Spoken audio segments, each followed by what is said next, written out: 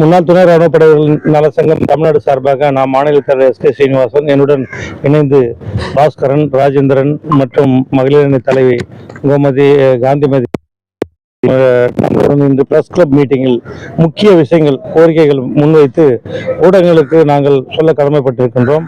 சுமார் 15 வருடங்களாக நாங்கள் மத்திய மாநில அரசுக்கு ஓய்வு பெற்ற பிறகு துணை ராணுவ வீரர்களுக்கு எந்த ஒரு நல்லுதவிகளும் சலுகைகளும் வழங்காத பட்சத்தில் பல்வேறு முறை அணுகியும் முதலமைச்சருக்கு கடிதம் கொடுத்தும் இது செயல்படாத பட்சத்திலும் மத்திய அரசு செயல்படாத பட்சத்திலும் இன்று பிரஸ் மீட்டில் நாங்கள் எங்களுடைய விஷயங்களை, கருத்துக்களை, கோரிக்கைகளை முன்வைக்கின்றோம்.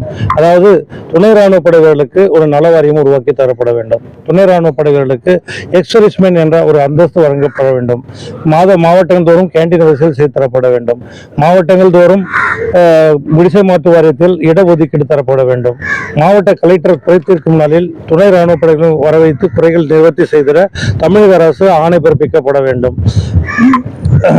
வேலை வாய்ப்பு மற்றும் இந்த பிள்ளைகளுக்கு எஜுகேஷன் கோட்டா, இது போன்ற பல்வேறு கோரிக்கைகளை முன்வைத்து நாங்கள் பல வருடங்களாக முன்வைத்தும் மாநில அரசு செயல்படாத பட்சத்திலும் மத்திய அரசு செயல்படாத பட்சத்திலும் சமீபத்தில் திரு நித்யானந்த ராய் MOS அவர்கள் துணை ராணுவ வீரர்களுக்கு நாங்கள் அனைத்து சலுகையும் செய்து கொடுக்கின்றோம் என்ற தவறான ஒரு வதந்தியை பரப்பி வருகின்றார்கள். நாங்கள் துணை ராணுவ படையாகிய நாங்கள் இதுவரையில் எந்த சலுகையும் பெறப்படவில்லை என்று இன்று ஊடகத்தின் வாயிலாக நாங்கள் சொல்ல கடமைப்பட்டிருக்கின்றோம். முதல்வருக்கு அப்பாயின்மெண்ட்டே கொடுக்க மாட்டாங்க. முதல்வர், துணை முதல்வருக்கு நாங்கள் நிறைய லெட்டர் அனுப்பியிருக்கோம், அப்பாயின்மெண்ட் வேணும்னு சொல்லிட்டு. சீஃப் செக்ரட்டரி லெட்டர் எழுதியிருக்கோம். இது வரைக்கும் எங்களுக்கு எந்த ஒரு அப்பாயின்மெண்ட் கிடைக்கல. சார் வணக்கம் சார், என்னோட பேர் காந்திமதி சுப்பிரமணியம். எங்களோட வெல்ஃபேர் சென்டர்ல இருக்கிற எங்களோட ஒவ்வொரு குடும்பத்தின் தலைவிங்களுக்கும் பல பிரச்சனைகள் இருக்கு. அது என்னன்னு சொன்னீங்கன்னா, முதல்ல எங்களுக்கு வர பென்ஷன் போதுமானதா இல்லை. அதனால எங்களுக்கு வேலை வாய்ப்பு வசதி வேணும்.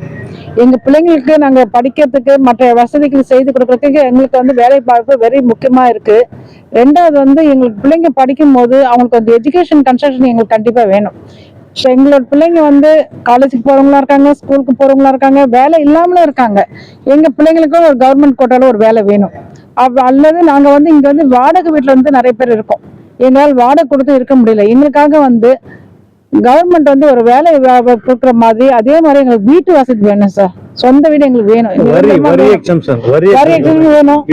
ரெண்டாவது எங்க கணவருங்க எல்லாரும் பார்டர்ல ராத்திரியும் பார்க்கணுமா, பனி வெயில்ல பாடுபட்டாங்க. இப்போ அவங்க இல்லாத சூழ்நிலையில எங்க குடும்பம் நாங்க ரொம்ப கஷ்டப்படுறோம். இங்க அந்த கஷ்டத்தை தயவு செய்து நீங்க எல்லாருமே சேர்ந்து எங்களுக்காக ஒத்துழைச்சு இது எப்படியாச்சும் எங்களுக்கு நிவர்த்தி பண்ணி எங்களுக்கு சலுகை வாங்கி தரணும் சார்.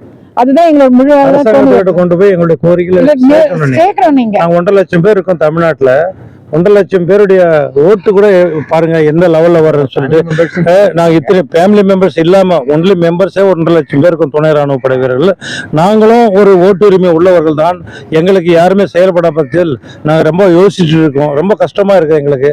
நீங்க எங்களுக்கு ஒத்துழைங்க, நாங்களும் உங்களுக்கு ஒத்துழைக்கின்ற சொல்ல வரோம். நாங்கள்